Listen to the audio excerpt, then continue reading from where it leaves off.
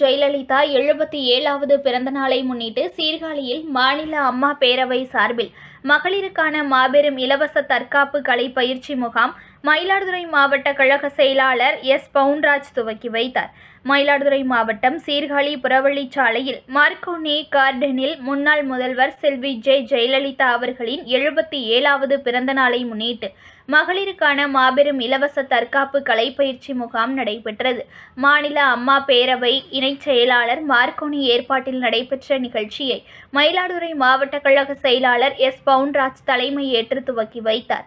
இந்த நிகழ்ச்சியில் சீர்காழி முன்னாள் சட்டமன்ற உறுப்பினர் மா. சக்தி, சீர்காழி கிழக்கு ஒன்றிய கழக செயலாளர் AKS சந்திரசேகர் வைத்தீஸ்வரன், கோவில் பேரூர் கழக செயலாளர் போக்கர் ரவி, சீர்காழி மேற்கொன்றிய கழக செயலாளர் ஆதமங்கலம் ரவிச்சந்திரன் உள்ளிட்ட கழக நிர்வாகிகள், தொண்டர்கள் உள்ளிட்ட பள்ளி மாணவ மாணவிகள் ஏராளமானோர் பங்கேற்றனர்.